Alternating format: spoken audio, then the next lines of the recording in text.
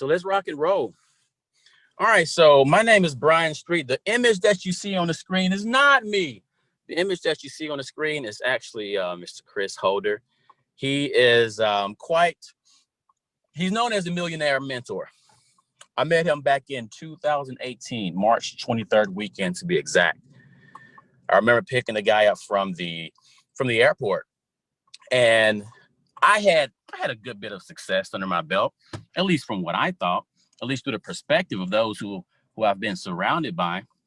And I remember sharing some things with him that really helped me expand my vision right then and there. I remember sitting down about a year and a half, 2 years later in Fort Lauderdale area, where I met Johnson E. Caddiston for the first time, met a lot of the gentlemen that is part of his team, and had no idea at the time that I was going to be going on a venture with this gentleman in the future. No idea, but the energy was right. And that's one thing I want everybody on this line to realize. When it comes to business partners, when it comes to those who you really want to spend your time and associate yourself with, you got to make sure that energy is in the right place.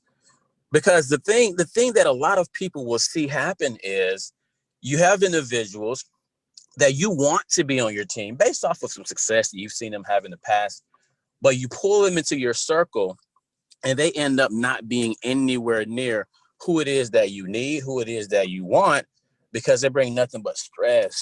They bring nothing but depression when you feel like, you know what, I got to get on the phone with him again.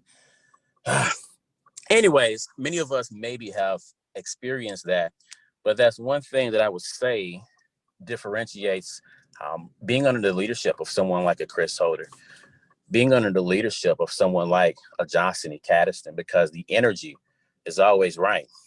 So what I want everyone to do right now, first and foremost, I want you to write down the name, three people outside of yourself that you care for the most.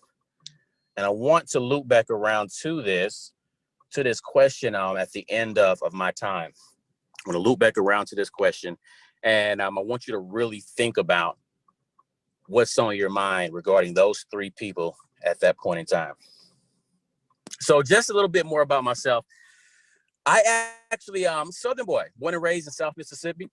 When I was coming up, guys, some of you may be able to relate, but when I was coming up, based off of who I was, where I was from, what my last name was, there were certain societal expectations placed on me.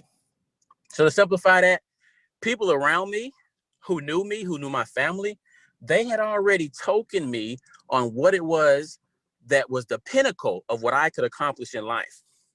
They had already placed that upon me. Now, there may be some of you right now on this line, based off of what your mom, your dad, your aunt, your uncle, someone that came before you, based off of their accomplishments or failures in life, someone is dictating what they feel you're going to be able to accomplish, dictating where they feel you're going to fail. They're dictating where they feel is your precipice, the highest that you can reach.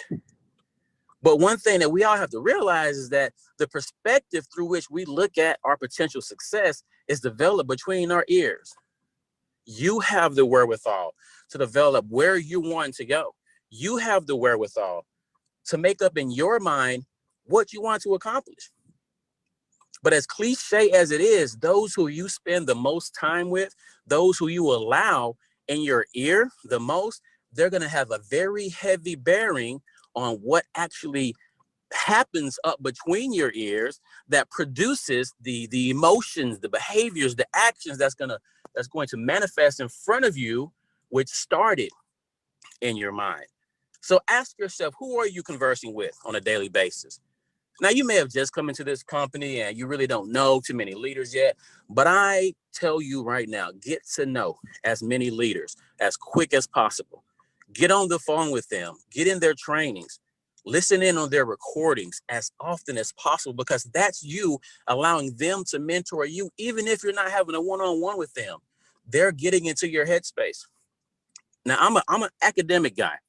Got 3 degrees, working on a 4th one, and I'm really big in the mindset space. I'm really big in the psychology space. One of my degrees is in psychology, and studying a whole bunch about the brain and how the brain actually can be used to map out where you want your life to go.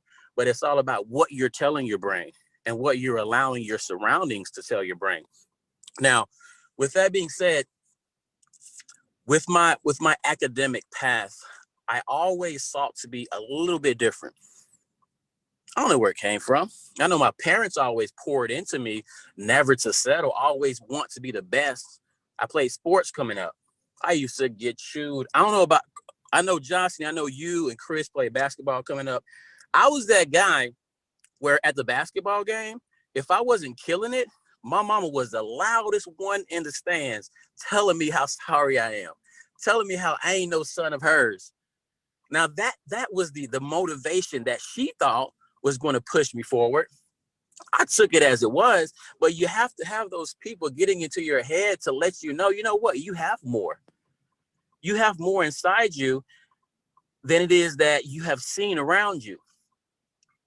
And there's a gentleman that I listen to on a frequent basis that he mentions all the success in the world that you desire. You don't have to go outside to look for it. It's already inside you. But it's about using that external inspiration to develop the internal motivation. Now, that takes you back to the 3 individuals that I asked you to write down at the top of this hour. The 3 individuals that you care about most outside of yourself.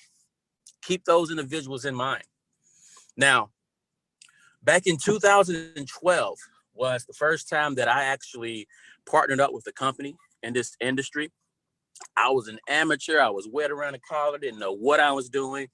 But the gentleman that actually got on the 3-way with me, that got me started with the company, I used to play Madden football on Sega Genesis. It was PlayStation. I used to play Madden football. He was my favorite receiver. So I got on the line with him, and he pretty much sealed the deal. The product was something I was already using on a continuous basis, and this was apparently a better version of it, or healthier version. So he closed the deal on me to get into that company. Coming into that company, like I said, I was fresh around the collar. I had no idea what I was doing. And the leadership, my upline at the time, he, not too far after I started with the company, he had to move from where we were living to Houston, Texas. And I was left out on a limb by myself. So, and this is something that some of you may be able to resonate with. I started to get discouraged. I started to feel like, you know what, maybe this wasn't for me. You know what, maybe I should just go back in and focus on that job. I was doing decent at the job. I was making okay money. I wasn't stressed out like this, not realizing or not understanding which direction I was going to go in. But I had someone that I would say was my angel in disguise, so to say. I remember it very vividly. I was posting all this negativity on Facebook. And just on that note, guys, what you put out, you get back. Just remember that. What you put out, you're going to get back in one way or another. So I'm posting all this negativity on Facebook. I didn't even have an Instagram at the time. And I started seeing business just get worse and worse and worse. I couldn't get anybody to sign up in the company with me. My product sales were down, and I just wasn't making any type of headway. But I had a gentleman out in Denver, Colorado, that he saw my content. He called me up. It was about 8:00 at night. He called me up, and he was pissed off, for lack of better words, of what he was hearing or seeing on social media coming from me. Because we had a conversation. We had a conversation at an event earlier in that year, and he saw me shed tears. He saw me get highly emotional about why I wanted to be successful. And then he let me know, he reminded me, like, this isn't the same B that I saw there at that meeting. This isn't the same guy. So in saying that, who do you have holding you accountable? Who do you have actually pulling you up, slapping you around a little bit? Hey, snap out of it. I don't know what's wrong with you, but you better snap out of it. Who do you have? I know I got a Chris Holder, and I'm telling you guys, Chris, man, I'm going to tell you a little story real quick. So I started my own company back in 2018. I've been blessed to start multiple companies by that time, start a nonprofit organization in partnership with the university. I'd already developed a mentoring program. So I was on my way. I was doing the things in life that I dreamed of doing, developing programs to positively impact the youth, developing nonprofits to go out and impact the lives of the masses. I was doing my thing. But at the same time, I made this promise to Chris, and it was at the meeting. It was at the seminar that we met at. I told him I was going to have this book ready by a certain date. Now, those of you who know Chris, he ain't going to forget. If you tell him you're going to do something, you better do it, or you better tell him, you know what? Actually, this is where I really need to, let him know what's up. Because if you tell him and you don't do it, he's going to remember. So the day came, he called me up. It was like 2 weeks past when I told him I was going to have this task accomplished. Like 2 weeks past it, he hit me up and we conversed a little bit. Hey, B, so what about that book? I was like, man, and he stopped me. You know what? I don't want to hear it. Like, you lied to me. You lied to me. And he told me, we can talk about anything else. We can talk about sports, we can talk about basketball, anything else, but I don't want to hear about the book because you lied to me. And he switched from that tone, that assertive coaching style, right on over, oh man, you should have saw what my daughter did this weekend. Guys, when you have people that are going to hold you to the fire, but they're not going to dog you out. They're not going to make you feel less than. That's the type of leader, that's the type of mentor you want to keep you moving forward. So reminding yourself, who are you surrounding yourself with? And one thing that Chris once said at a training was it doesn't matter how passionate you are, how much drive you have to accomplish whatever it is that you're looking to accomplish. What matters is who you have holding you accountable. Because if you got somebody every time you fall short, oh, it's okay, you'll get it next time. Oh, you'll get it next. No, it ain't going to be no next time. Because you continue to internalize the fact that it's okay to fall short. But when you have someone that, okay, I'm going to empathize you. Okay, I see what the situation is. I feel you, okay. But the marketplace don't care. Your customers, they don't care. Your partners, they don't care.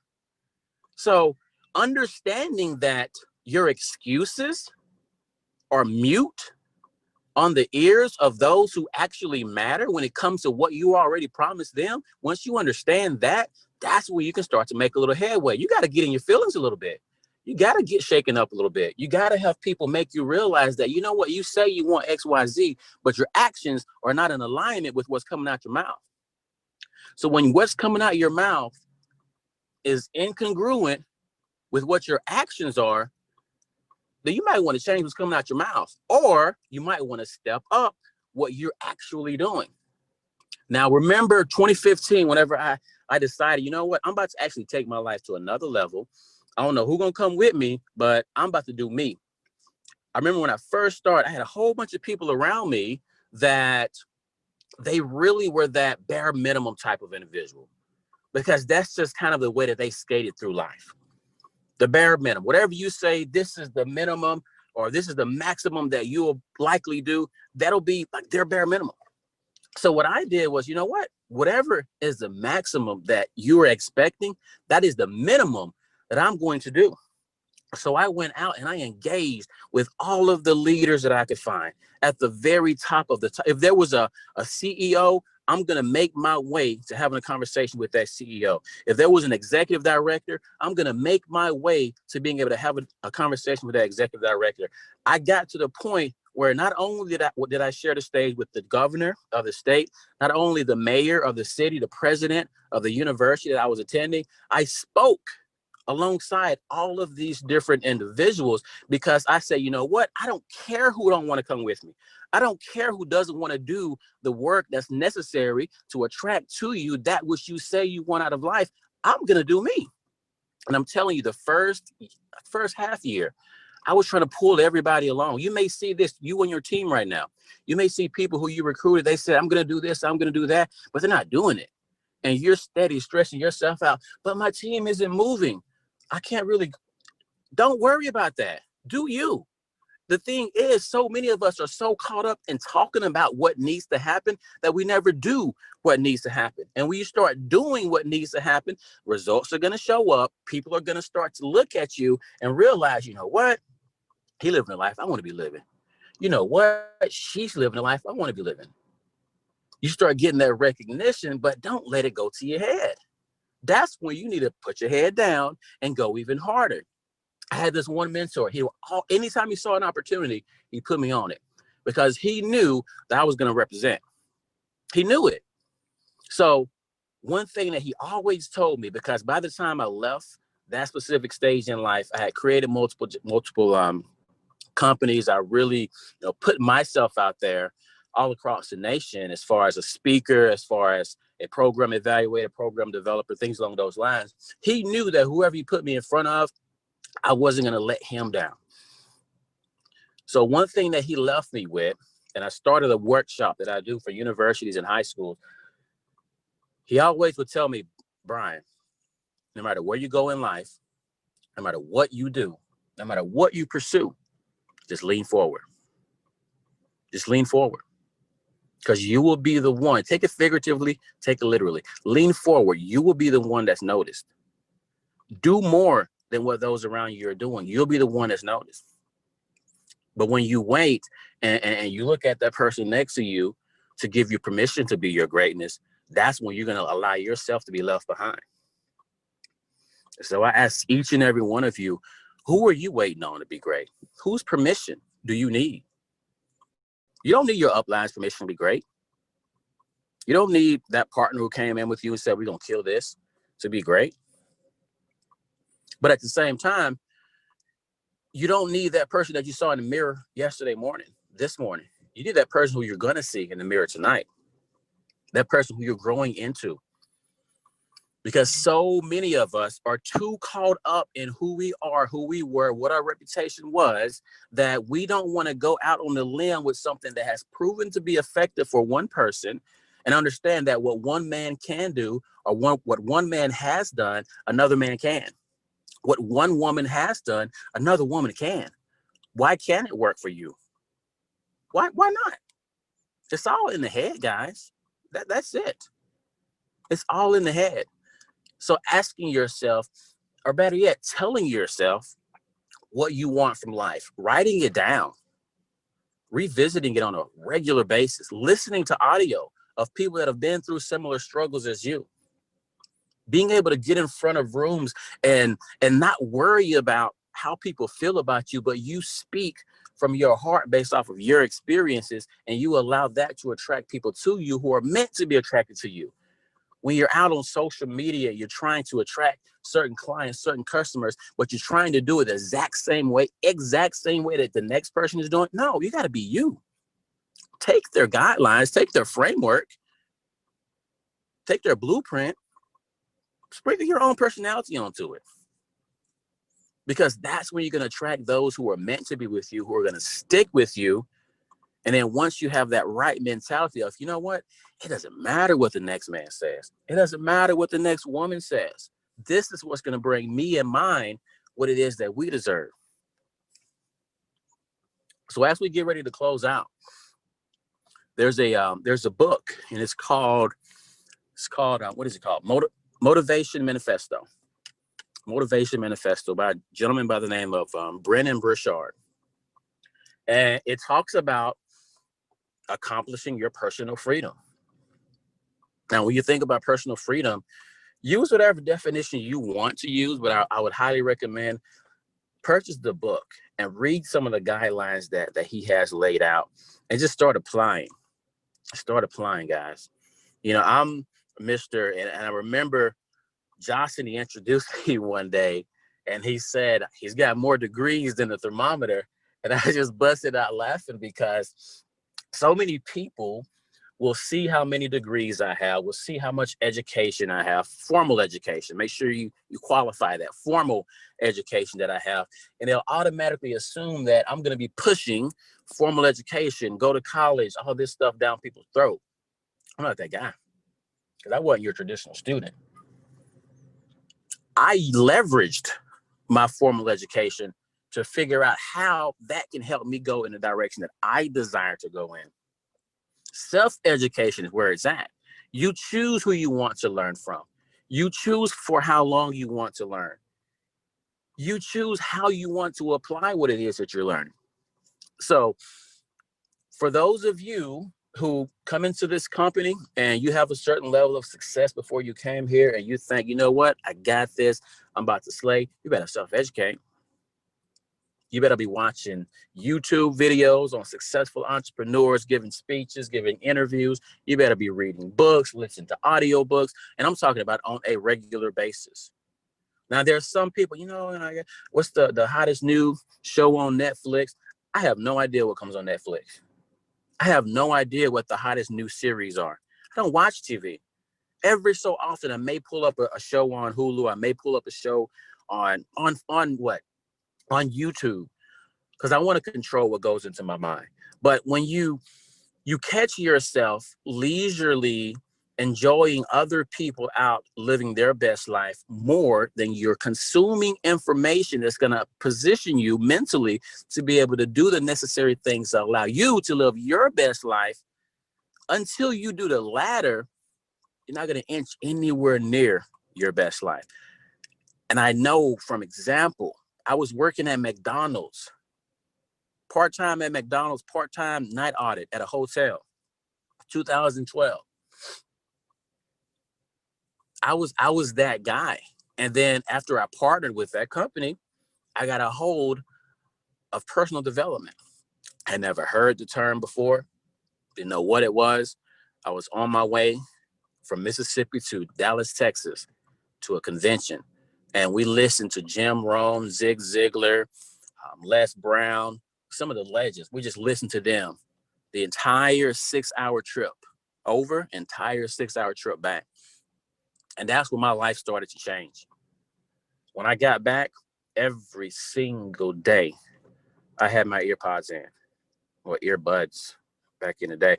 Every day, I had my earbuds in, listening to some type of personal development. Self-education, guys. If you're not reading, if you're not listening to audiobooks, you need to switch it up. So, just to kind of close this out, I want everybody to take this one to heart, because some people may feel some sort of way about it, but you'll see the results if you actually pay attention to it. Now, in this industry, you will often see a lot of buzzwords used. You'll often see what I call a lot of fabricated excitement or fabricated emotions. Yes, you always want to be in a positive mood. You always want to have high energy, but don't fake it. Let it be you. Like, become it, so that you never are exposed, quote unquote. Don't use buzzwords, because buzzwords are going to attract only the amateurs, and the amateurs don't last. Figure out, how can I attach this company, its services, to that which the society actually needs. They say you can lead a horse to water, but you can't make that horse drink. If you make that horse thirsty enough, that horse will drink. And for you who are like, what does that have to do with anything? There's people who may not know they need the services that you have. But once you are able to articulate to them using, do your research, guys. You don't have to only use what the company provides. The company provides tons of resources, but do the research. Look at history. Look at what's happening today and how you can tie that into what your company has to offer, what your services are.